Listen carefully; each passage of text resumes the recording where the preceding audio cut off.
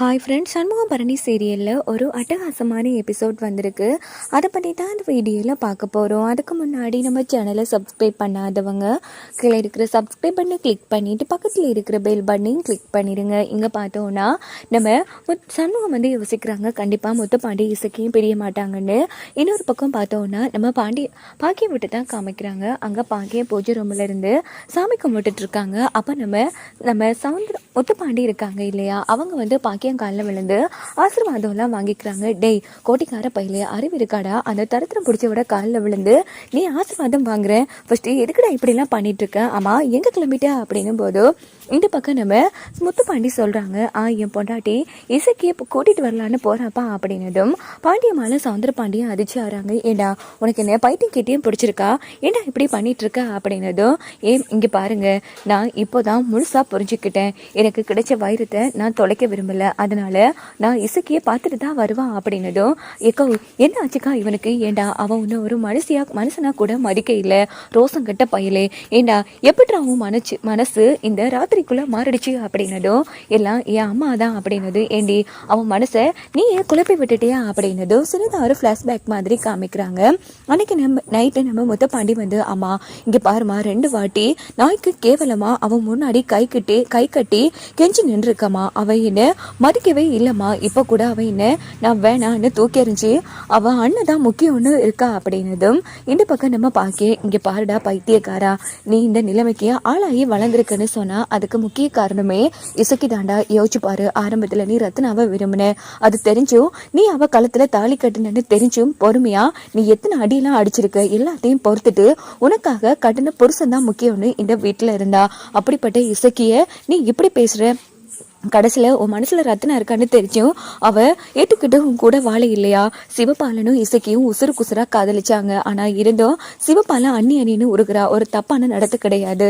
இங்கால இசைக்கு தன் காதலையும் மறந்து உன்னை புருஷனா ஏற்றுக்கிட்டு நீ செஞ்ச கொடுமையெல்லாம் பொறுத்துக்கிட்டு இந்த வீட்டில் வாழ்ந்தாடா.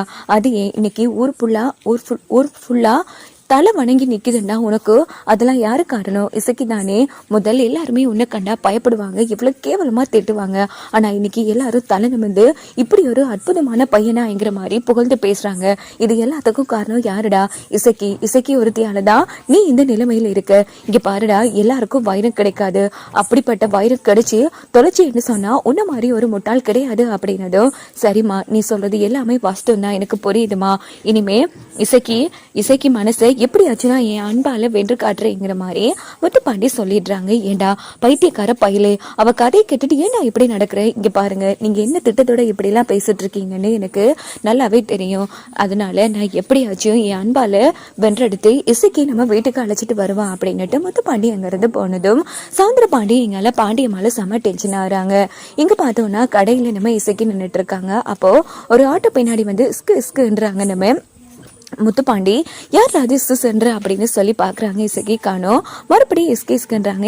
யார் ராது, யாரு, எங்க அண்ணனை கூப்பிட்டவா அப்படின்னதும் ஆட்டோக்கு பின்னாடி வந்து பாருடி அப்படிங்கிறாங்க.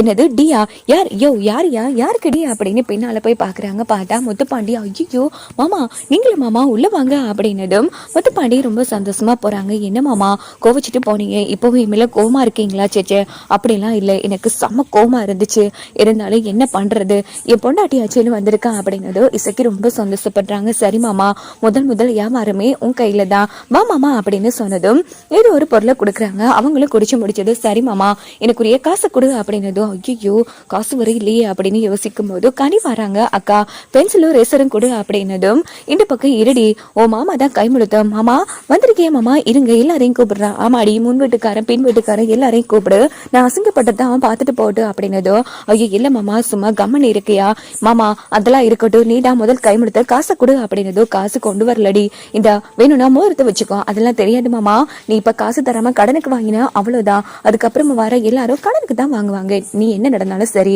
காசை தந்துட்டு தான் இங்கிருந்து போகணும் அப்படின்னதும் உடனே கணிக்கிட்ட, ஆமா நீ எவ்வளவு வச்சிருக்க, 15 மாமா கொடுறி அப்படின்னுட்டு நேரா இசைக்கு கையில கொடுக்குறாங்க. மாமா அண்ணன் கிட்ட நான் என்ன சொல்றது அப்படின்னு கனி கேட்டதும், அப்புறமா கொடுக்குறேன், உன் அண்ணன் கிட்ட கொடுத்துரு, இந்தா இதை வச்சுக்கோ அப்படின்னு சொல்லிட்டு முத்துப்பாண்டி, சரி டைம் ஆச்சு நான் கிளம்புறேன் அப்படின்னுட்டு கிளம்பிடுறாங்க. இந்த பக்கம் பரணி வாசல்ல கோலம் போட்டுட்டு இருக்காங்க. அப்படின்னு பார்த்து சண்முகம் வெளியில வராங்க. அங்க பார்த்தோம்னா வெங்கடேஷன் பைக்கை வெட்டிட்டு கிளம்புற மாதிரி காமிக்கிறாங்க. ஆனா எதுக்காக வந்தாங்கன்னு தெரியல. இதை பார்த்து நம்ம சண்முகம் அதிர்ச்சி ஆறாங்க. இதோட பார்த்தோம்னா இந்த எபிசோட் முடிஞ்சிருது.